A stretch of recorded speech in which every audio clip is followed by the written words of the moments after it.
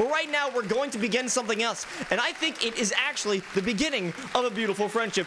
Everyone, welcome to the studio. She is a fabulous content creator. I mean, I've seen her tweets. They're pretty banging. I've seen some TikToks as well. I think they're kind of fire, but most importantly, she's head of the greatest, newest Counter-Strike global offensive team. It's Kari from kariESPORTS! Oh my god, that was so hype, man. I was literally like, oh my god, this guy is so energetic. I am amazed, and you are amazing. Thank you so much for having me on. It's very, very nice to meet you, and I'm so excited to get into things tonight. Of course. Thank you so much for joining us here in this. Hold on, I think I'm way too. I feel like it was looking. There wasn't enough of me. I was cut off. It felt like I was missing a majority of my torso. No. No, I have torso. I am a full man. Totally get that. Totally get that. Yeah. Do you have misconceptions of people thinking you're not a full person? Yes. I mean, so I've been in the esports or like CS community for a while, and a lot of people think that I'm taller than I actually am. Apparently, I give like 5'6" just because of like how I do things, how I talk to people. And then when I'll meet them at LAN, they'll be like, "Oh my god, you're tiny." Like literally, today I met a friend that I've known in Discords for like years, and we met for the first time, and she was like, "Oh my god, you're so small." And I'm like, "God damn it. I get this all the time, all the freaking time." So How tall are you? I totally get what you mean. I'm 5 feet tall. Would it be? Oh, I was gonna ask this before you said how tall you were. Could you stand like 5 feet away from the camera? Yes, I can do that right now. Right here. I'm trying my best. Wait, I gotta like lift my camera up and do that. So this is a shelf. I could see that. Yeah, I'm pretty. And like this lamp's like taller than me. It's like 5'8", and I'm 5, so it's rough, but it's all good. Well, I mean, you give off 5'6" energy, you know. Thank you. I appreciate that. That makes me feel so much better, man. I would wager even to say 5'8". So you're on I'll take you're it. on par with me. I'll take it. Any height difference that's more than 5 feet tall, I will take it. 5'1", I'll take it. 5'2", I'll take it. Yeah. Someone is saying I'm 7 feet tall, and I'm like, yes, I am absolutely 7 feet tall. Yeah, no, it does seem like that. And those are some pretty suspicious shelves. By the way, are those from IKEA? How'd you know? How'd you know? Is that chair? No. Okay. The chair I'm sitting on right now? Yes. No, it's Herman Miller. Okay. I gifted it for like a couple $100 off of Oh, Facebook nice. Marketplace when it's worth like a shit. Oh yeah, no, Herman Miller's. Those are fucking expensive. Yeah, I got very lucky. I was just scouting Marketplace one day, and then it popped up, and I was like, shiz, like $200? I'm taking that. I'm taking it. So, this is a very comfortable chair. I haven't had issues since then. So yeah, this is actually just me advertising Herman Miller. Like, this is my like psyop. Yeah. Is that the first, brand represented for kariESPORTS? Is that your first client? I wish. I think it would be awesome to have Herman Miller. Like, imagine in a Herman Miller chair that says kariESPORTS. I would literally die. It would be amazing. Well, it'd be a comfy chair to die in, that's for sure. It'll be a comfy chair to die in. I'll die with no back problems, that's for sure. Well, that's good. But yeah, no, I definitely recognize those shelves because I'm pretty sure I have those shelves as well in my apartment. IKEA is the shit. I fucking love IKEA. I have no issues with IKEA. I don't get like the hate. I don't get people like dogging on it, saying it's cheaply made. I think they're really good for their price. So at IKEA, they decide the price before they even begin construction. So you're going to get your money's worth. I read a sign there that said that. Exactly. IKEA dates are amazing. I personally haven't gone on one. It would be fun, but I'd imagine they'd be amazing. So I totally empathize with you, Pesto. Like, that would be awesome. I've gone on quite a few. I'm a gluten-free boy, and unfortunately, the meatballs at the end of the day, I can't have them. So I just watch my girlfriend Yeah. eat them, and I just think I'm happy for you. I've never had the meatballs at IKEA because every time I go to IKEA, it's at night, and by the time I get there, it's closed. Like the dining area is closed, so I've never had a chance to try their food. But it should be a date idea or like a hangout idea or something like that. You know, anyone at home listening, write that down. IKEA dates are actually incredibly valid. I used to not be a believer, but anyways, moving on.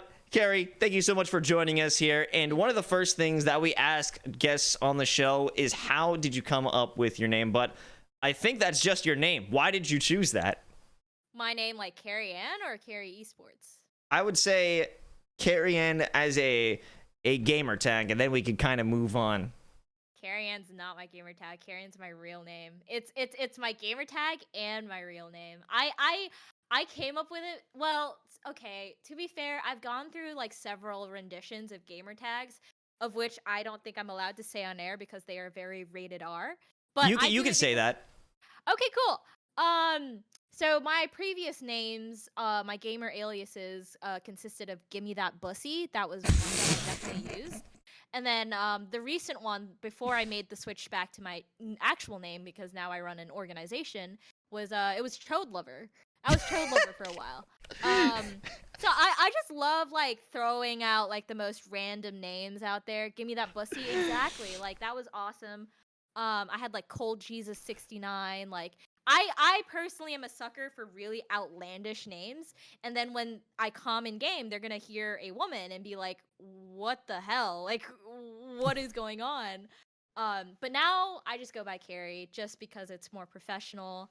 Um, I mean, maybe I'll make a return to like Chode Lover someday. I have no idea, but Chode Lover is fucking heat. That is a great name. Thank you. I appreciate it. I got a lot of comments about that one. It's a pretty memorable name, to be fair. So I heckin' love Chode Lover, but right now, kariAN, it's a pretty unique name. I don't think there's many people out there called kariAN with a K-A. So, I just kind of use that for my gamer alias. It's solid. I think looking back, one of my favorite names that I had on Steam was the Diddler. And if I got a kill, I would type it all chat, "You just got diddled." Oh my god. I mean, I feel like you do that now, that would probably not go over so yeah, well. no. That was like I would say 2012-ish era. Yeah. Those days. Those old days. I totally get where you're coming from. No longer the Diddler, but I mean, you're no longer Chode Lover as well, but you've actually gone through quite a few renditions, not as gamer names, but I would say social media handles, and I've got a couple right here, and I just want you to potentially run me by the thought process of creating those. So, K Shizzle, Shouter, Tarian Can, K Tan Shizzle, Kari the Scary Fairy, and I Love My Homies 32. Can you just walk me through those? You did your research. You definitely did your research. That's for one. I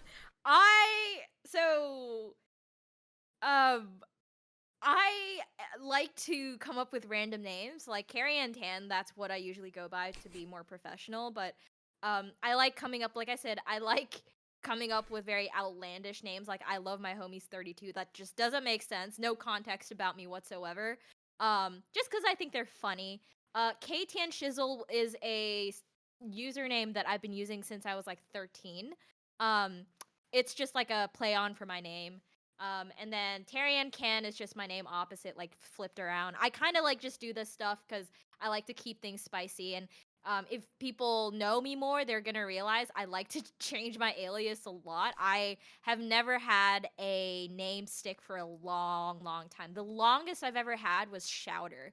Shouter was my first ever gamer tag when I was 10 years old. I was playing Habbo Hotel, and I used Shouter. And I used that till I got I should not be saying this, but I got suspended on Twitter. And I couldn't use Shouter anymore. So I had to like start using my actual name, unfortunately. Um, but if Shouter wasn't suspended, I would still go by Shouter for the most part. It's just been like my gamer tag for years and years. So why did you get suspended on Twitter? I made a joke about the last president in office, and I don't think someone that was following me liked it very much, so I got reported.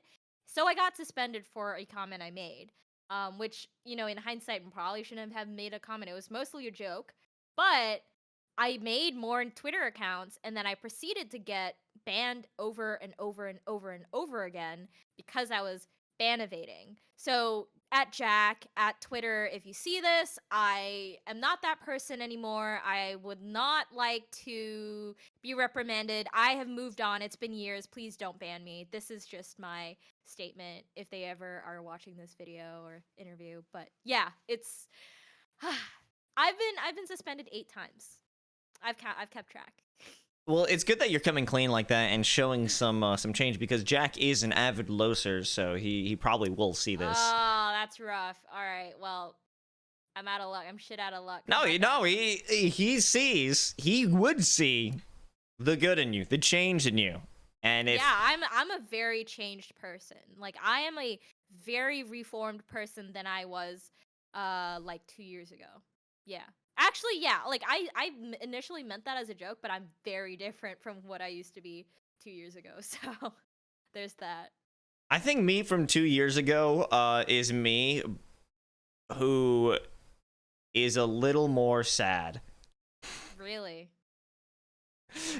Yeah, Are you more like jaded by the world, or are you just like more like I just didn't know what my lane was, how I could find like a successful gig. So I used to be I think this was 2 years ago, I don't even know. I used to be a writer for like this gaming news website, but it wasn't good news. It was a garbage game website where we wrote guides on how to, like, what's this Minecraft recipe. It's literally, you Google shit, and I had spent a stupid amount of time writing a very long essay of a JPEG, so that sucked ass. And I was doing that for a while, and I had no clue how I was gonna get out of it. Eventually, they didn't want me anymore because I kept pitching articles that were a lot more interesting to me. They're like, no, write the guides we give you. I was like, no, I want to talk about Valorant. Yeah, that totally tracks. Yeah, no, I couldn't. I mean, it's one of the things about being sad. You can't quite tell if someone's like just a lot sadder or like more jaded or just not having it about the world. And I don't know. You seem like a really cool person, and like I totally did not catch that vibe about you. You just seemed like a very sprightly individual. But that totally makes sense. I am in the same boat as you. Yeah, like 2 years ago. Even a year ago, I would even go as far as to say I am a completely different person. Just like I'm more comfortable with myself now and the things I do. Like esports was something I used to always be in denial about, but now I'm very much like go esports. I want to see this lane thrive. I want to do something in this community that's completely different. But back then I was very in denial about enjoying this particular aspect of my life. Was it almost like you were pushing esports or gaming to the back burner?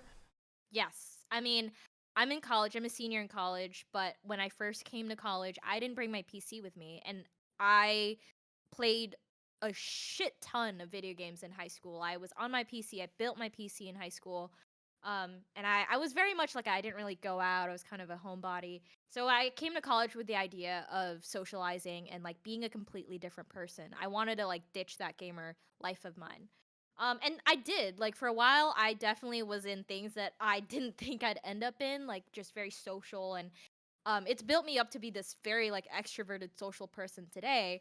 But at the same time, I was always like, I don't want to play video games. It's not cool. Like I want to just socialize with other people and go out and hang out. But it wasn't until 2019, my freshman year, like second semester or so, I went to like an ESL New York event, a CS event. Wait, when was that again? New York, ESL New York 2019. 2019. Oh, I was there too. Yeah, awesome. Yeah, so you watched the Astralis and Evil Geniuses game. That was so I went with my partner at that time, who was much more into CS than I was, and I was like, "Oh, a trip to New York. Let's fucking go. Like, I'll do it. I like CS. I played a lot of it. Might as well go." But at that time, I was very detached from video games. So we went to ESL New York, and I watched like Liquid's game. I watched G2's game. Like, we watched the whole event. And something in me during the Astralis Evil Geniuses game clicked in my head, like kind of like the atmosphere, the cheering, like the overall hype around CS. I was like, damn, this is an actual sport. This is the real deal. Like, I wanna I wanna get involved. So immediately after the ESL New York trip, I made a Twitter account to join the CS community, and the rest is history. I've kind of just been working my way into esports since, working at different organizations, and coming to terms with the fact that I really do want to be here and I want to be in this industry. So here I am. That's an awesome come up, and it's dope to hear that one event can kind of like trigger everything that you've been thinking, or at least validate it. But since you're bringing up ESL One New York, I do want to show this because it's a little the most minor claim to fame I got. So we're just gonna show.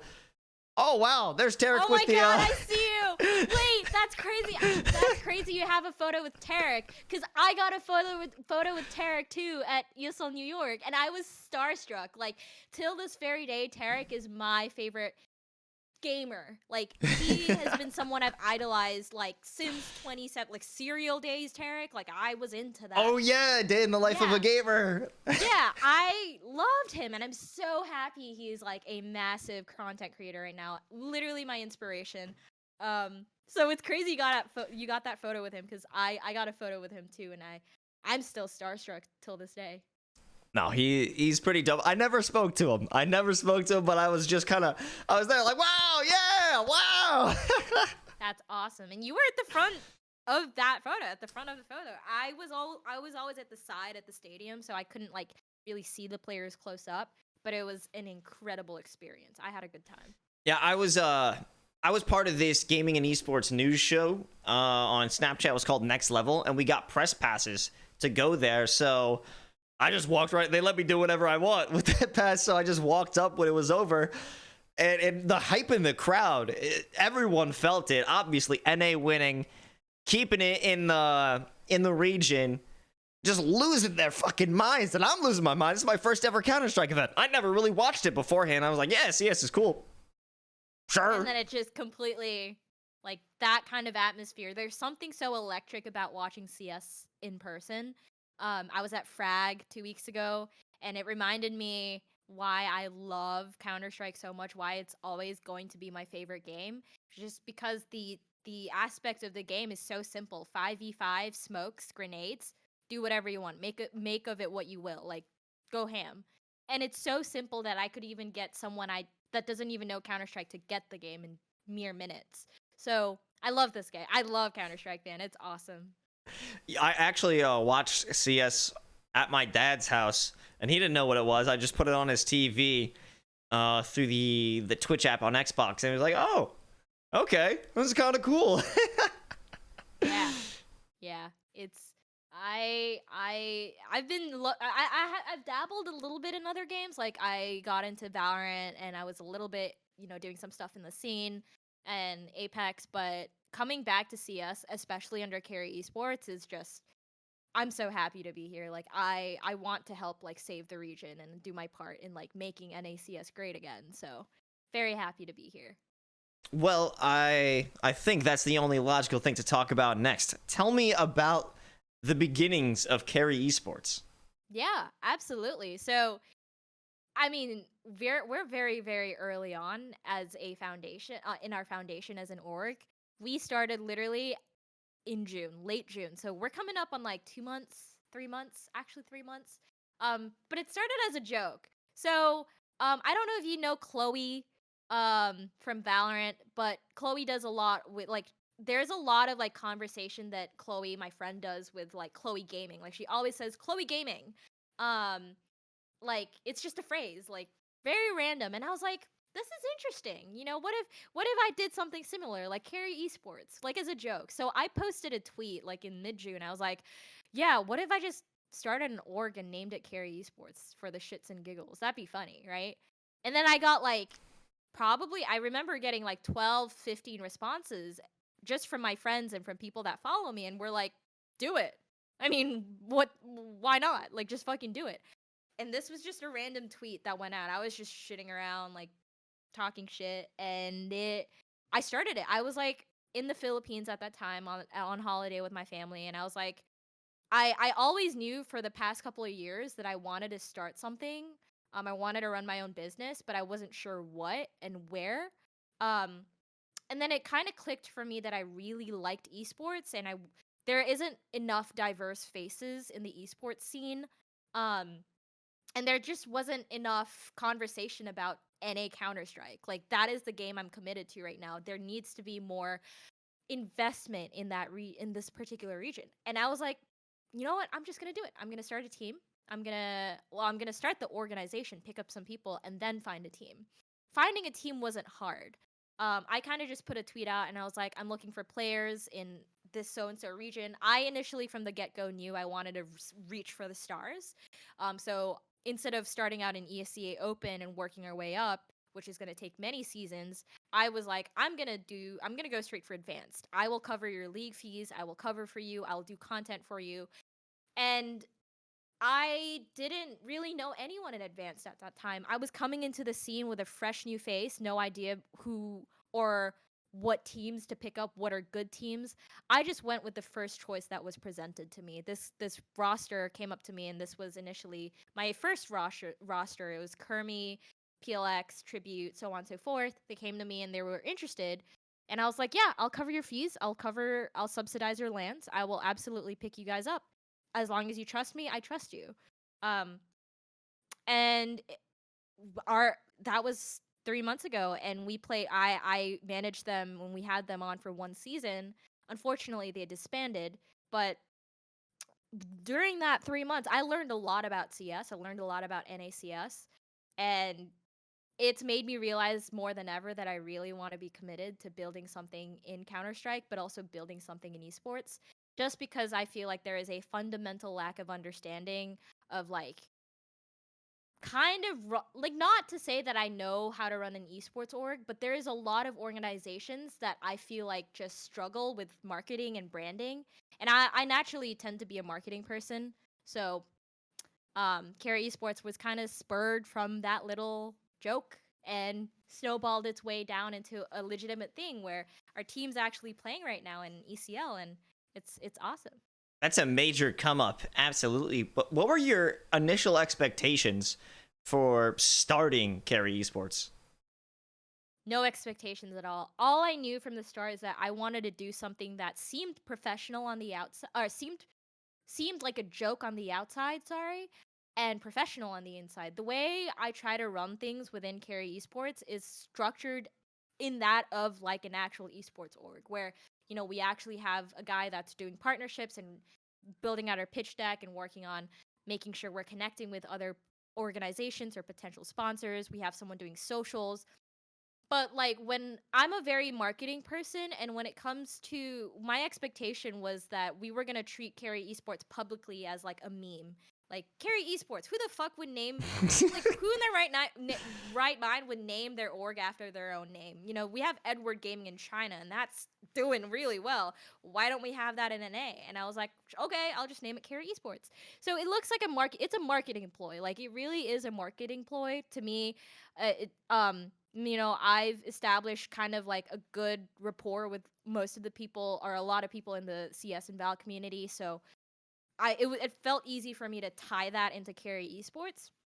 And so I just really wanted to joke around and fool around, but also treat it seriously. Like, I didn't want it to just look like a constant shit post. It had to have some element of seriousness.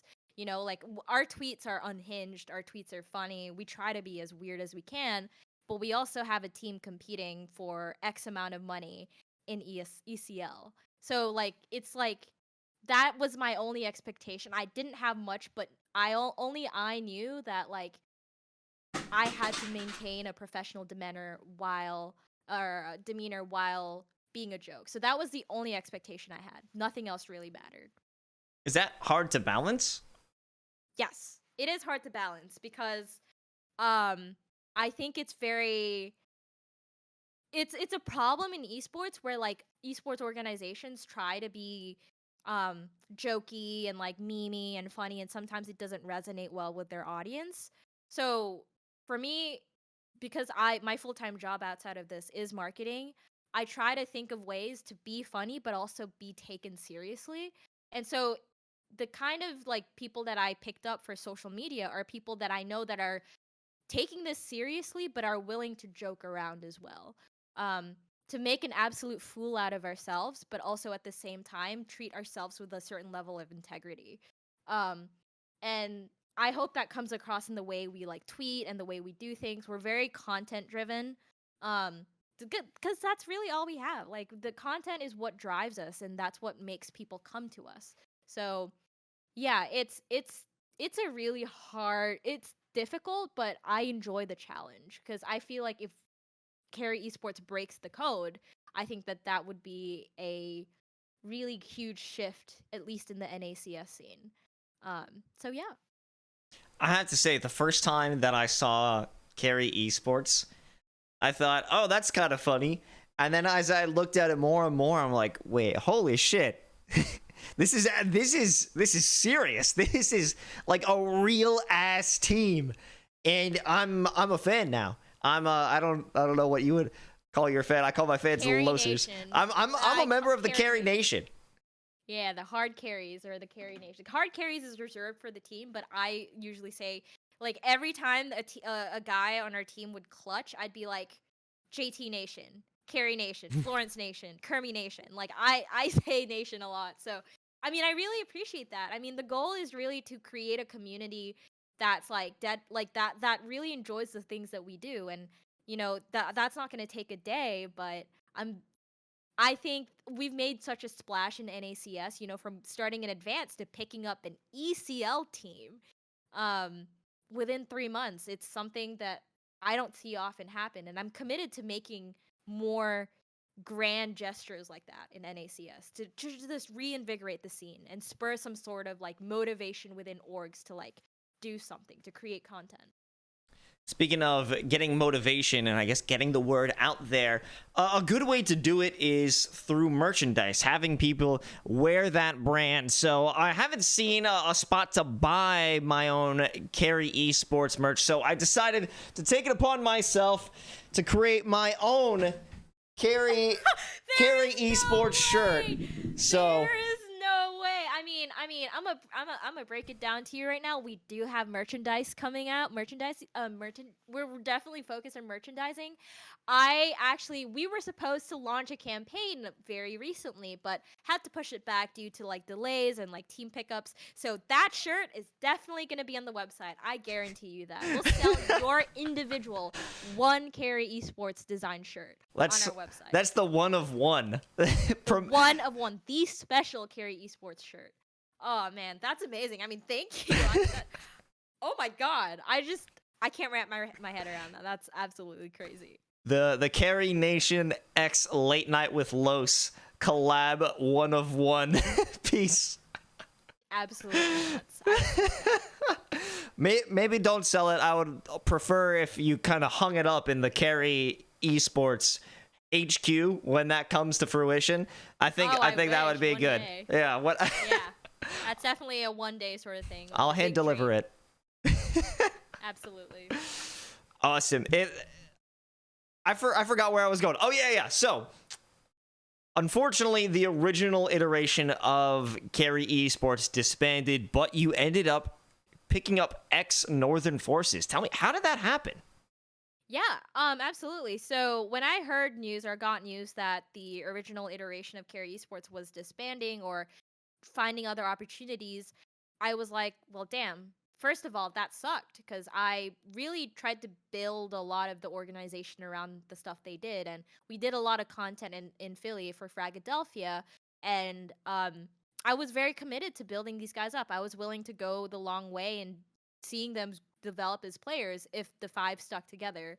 But unfortunately, they didn't. And at first I was like, damn, that really sucks. And then I realized, okay, this is what I have to start getting used to. Lots of roster mania and advanced, like it just happens. So how this Northern Forces troop, Phantom Troop team kind of came along my way is I have been friends with Florence for a while, who plays for the team right now. And the first because when the team disbanded, their original iteration disbanded, I was like, all right, I'm gonna have to find a team. Like, what do I do? The first thing I realized was first I didn't want to um, go down to main or IM because I didn't want to pay for something that ultimately wasn't gonna pay off. Because ultimately, what I'm doing is an investment. I'm creating something for these players and helping them grow and helping them succeed. But I just didn't think that there would be much return on investment in the lower divisions. So I shot my shot. I messaged Florence. I was like, "Hey, you're Phantom Troop. I would love to pick you guys up. What do you guys think?" I am a college student. I don't have $1 million, but I can create content around you guys. I can subsidize some things for you. I'll build you guys up, hype you up, do all these kinds of stuff to make you look attractive to actual endemic organizations, right? I can give them that. I can give them that catapult to something greater. And they were like, yeah, let's fucking run it. I messaged them within a day. Following morning, got a response. Yes, let's do it. And I was like, all right, let's get it. Let's start rolling out content and doing out stuff. It was a relatively fast change from our first iteration to the current team. I will say that for sure. But as a person that likes to move quickly, I knew this wasn't an opportunity I wanted to like pass or let it pass. I wanted to commit to this. I wanted to pick up the team, and so here we are. We're pretty much a couple days, probably a week, from picking up that Phantom Troop roster now, kariESPORTS, and they're literally playing right now in ESL, and it's very surreal because I used to be someone that would tune into ESL streams and watched ECL games or Premier or MDL, and now my team's on there. It's just a very mind-blowing moment. And it really demonstrate how I think anything's literally possible. Like you want to start an org, go fucking start an org. You want to make it to ECL, go network and fucking make it into ECL. It'll grind. You'll take a while. You'll have to grind, but that's kind of how I just started and worked my way up here. No, I totally get that in terms of doing this show. I wanted to have the best late night talk show on Twitch. I currently have the best and probably only one at the moment, but it took some work. I don't think I would have believed myself when I would say you're going to have the CEO, the founder of an ECL level team. You're going to have the head of kariESPORTS on Late Night with Los. I wouldn't have believed it. I wouldn't have known what kariESPORTS was, but I would have known it meant something big. But I totally understand that, things kind of, they take a while. They take a long, long, long time. Have you felt like a demotivation throughout this process? I mean, I definitely get burnt out. I think that's one thing I've been trying to navigate lately because I go to school, I work a full-time job, and then after I clock out at 6 p.m. and finish my homework and so on and so forth, I jump on kariESPORTS. I start doing my work for kariESPORTS, managing socials or watch partying the team. And so yeah, and I could just get casters to cast the show, but or cast the games and stuff. I do that on occasion, but for the most part, I'm very committed to making it a very community-driven organization, and that I throw the watch parties, I watch the games, I comment, I cast. It's not a professional cast, but people come to kariESPORTS not to see something professional. They come for something that is special. Um, so yeah, I definitely deal with a lot of burnout, and there have been a lot of weeks as of late where I'm like so stressed out, and I'll get sleep, but it's not good sleep, and I'll do work, but it's not good work. But I'm just trying to make it out here, and it's stressful. Thankfully, I haven't really reached a point where I'm super demotivated, but I definitely have days where I'm like, hey guys, can someone take the mantle? Like, I'm just stressed out with work or school or whatever. So it does happen, just not very persistent.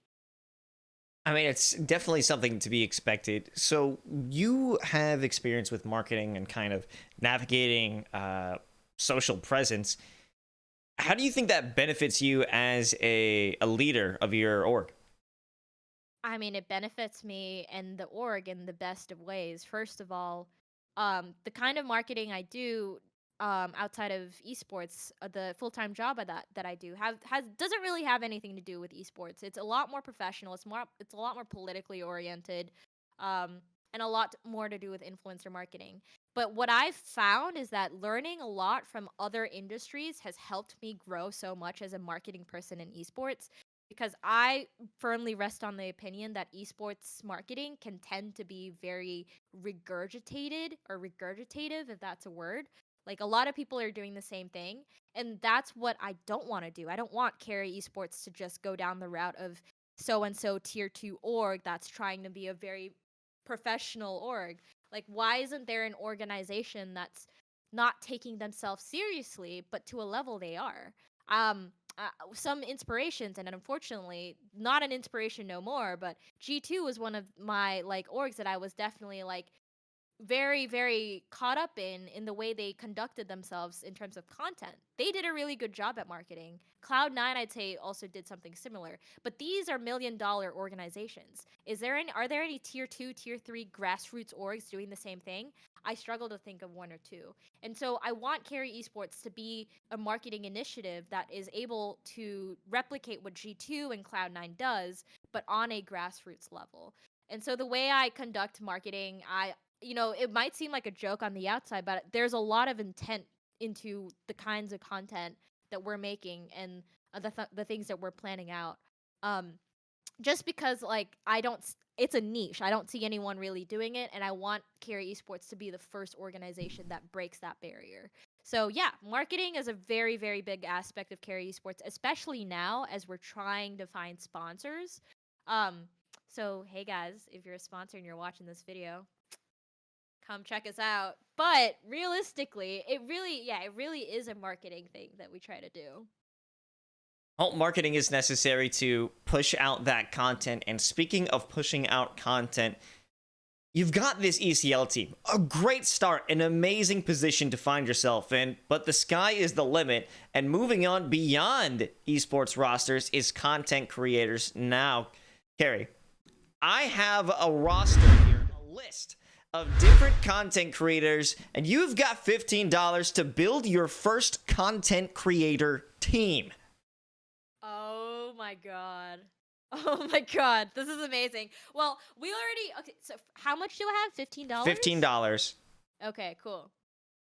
I gotta have Tarek on there, man. I think having Tarek on there would be, ooh, chef's kiss. He is the pinnacle of content creation in my mind. He is content king, and I think he would make a fantastic addition to Kari Esports. So Tarek will go as number one. Number two, I will probably go with Loss. Like, I don't know who that guy is, but based off the Top Gun hat that he has in one of those photos, I'm very sure he's got a very cool vibe to him.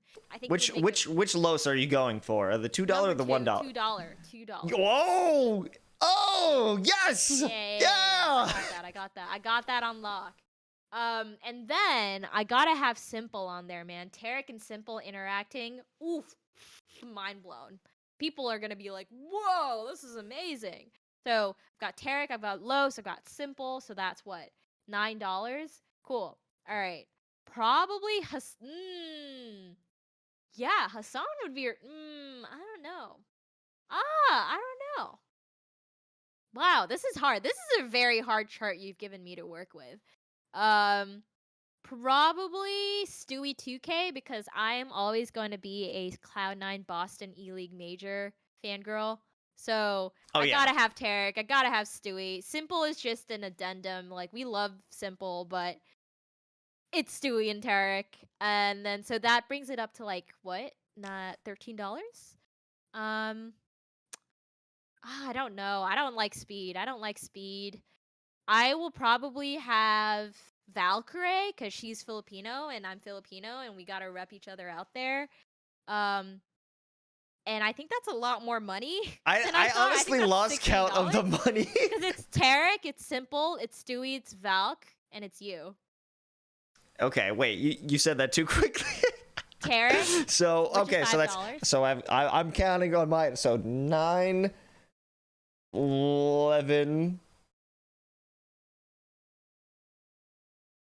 13, and then yeah. and then Stewie. Yeah, okay. So that's I think that's you went I've over, gone but over budget. But that's what all esports org does anyway. So like, I'm not really doing anything wrong here. you know, I'm very surprised you weren't gonna pick up the Hamburglar. I mean, it could have been a good choice if I wanted to go with a much more safe and cheaper option. But man, Tarek and Stewie are like they go hand in hand. I can't go without them both, so they had to be there. Amazing. Wow. That's an all-star squad. Definitely excited to see how that plays out in the future of kariESPORTS. Oh man, I have so many tabs up. I don't know what I was looking at anymore. That's so valid.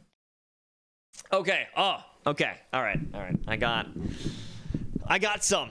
I got it back. We're okay now. Love that. So we mentioned your history in marketing, and a tweet that you had quite some time ago, or maybe not so long ago, was, as a person who now does social media work for multiple brands, it's really interesting how orgs and influencers think that the best way out of being called out publicly is going AWOL on social media or no comment at all. Since there's about 15 streamers caught in an absolute shitstorm at the moment, what do you think the best strategy for being called out in the public forum of Twitter is? Being honest. And like being reflective. Like you don't want to post an apology letter that just says I'm sorry. Like take accountability for your action and actually own up to your mistake. What did you do wrong? Say it to the world. What is the mistake you made? I did this. I said this, and that's wrong. And then I think the best way to go about it is to, and I don't like saying this because sometimes it can feel performative, but really think about how you can make that not happen again and how to make the community that you've affected or you've insulted a better community. You know, it's very good timing that you mentioned this because there's been a lot of controversy recently with Twitch streamers. You know what I'm talking about. And so what I fail to see from a lot of these people is just really honest, brutal accountability being taken for themselves. I'm someone, I personally like to think I own up to my mistake. I do something fucking stupid, you tell me, I'll apologize. I do something stupid and I'm aware of it, I'll apologize. Like, I'll stand up for what I did wrong and own up to it. Like, there are some things that I completely, fudged up in the past few years that I probably can't change anymore. And I'll take full accountability for that. So, what next? Be a better person. Don't replicate the same thing and be aware of what you do and be mindful of what you do for others. I think a lot of people in esports struggle to be mindful of each other. And so really just brutal honesty, and that's hard. A lot of people in this world outside of esports, they're not, even me, maybe even me, maybe I'm just not self-aware, but people struggle with being self-aware. And so I think the best way to go about it is just being self-aware and being honest. That's the way you'll seem genuine, and the intention is to always be genuine, not to fake things. So, if you're here in esports and you're doing stupid shit and you're not being genuine about your mistakes, dude, just that's dumb. Like I wouldn't want to associate with that person personally. Makes sense. And I would say that sometimes it's difficult to be self-aware because you may not even know you're doing something wrong. Now, that's not all cases. There are definitely some people who know they're doing some heinous shit, dropping a little twit longer saying I'll be back. I'm gonna take some time. Specifically, I'm talking straight up misgift. Hmm. Straight up Miskiff saying he's gonna take a leave of absence from OTK. The dude's like a part owner. What is a leave of absence really going to do? He's not gonna stream. He's still gonna get dough that's generated from the org. I don't know. I don't know. Maybe not a lot of accountability that we see in esports today. I just try to tune. I try to tune a lot of that out now. Not to say that I ignore a lot of the controversies that's happened, but if I see something about a particular person and they don't own up to it, mute and move on. Unfollow, move on. I want nothing to do with you. Like, I will just move on with my life and do my own thing, because I don't want to waste my time and energy pondering over, like, could this guy have done better? Could this person have done better? I just want to focus on myself and my life. And so when I see the stuff that happens with Mizkif and the fact that, and even Carlos, let's even talk about Carlos from G2. Like, I just look at that and I'm like, well, bullet dodged. Well, can't I like G2. I like them as an organization, but Carlos as a person, different story.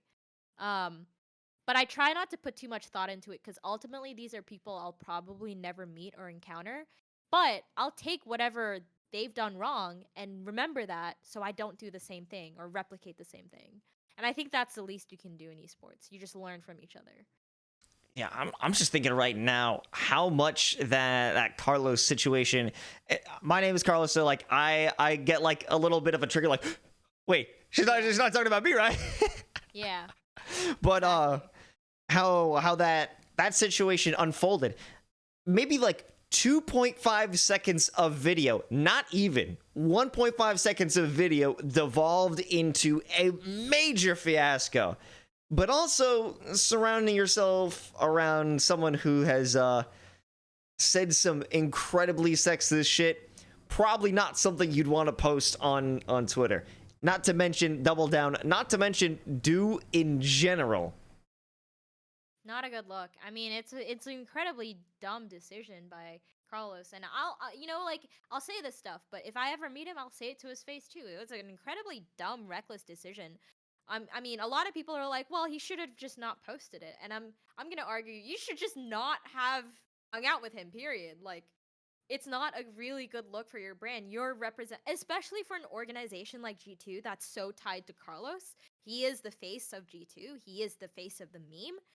Like, if like, for example, like, kariESPORTS, like, I wouldn't want to be associating myself, never, I mean, I wouldn't ever, but I wouldn't want to associate myself with Andrew Tate, just because, like, this is connected to the brand. And not only will this affect me, this will affect the staff, this will affect the players. You need to set it, like, like, leaders of orgs, doesn't matter if in esports or whatever, they need to set an example for themselves and set an example for their people.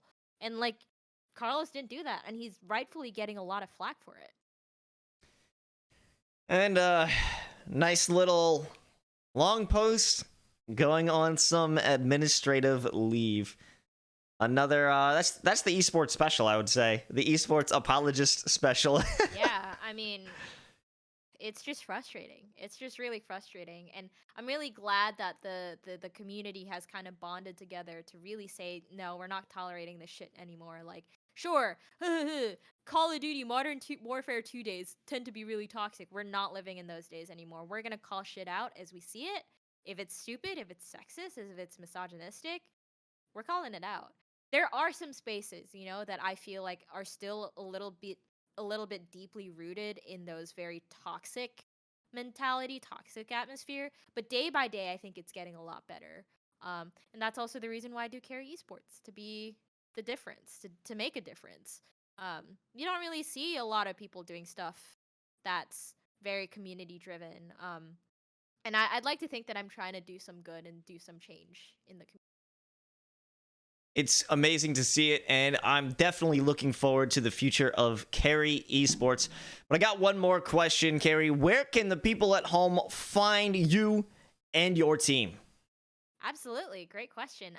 If you are interested in following kariESPORTS, the much more important ad right here, make sure to get on to twitter.com /kariESPORTS. Esports is capitalized because just a look. It's just a nice look.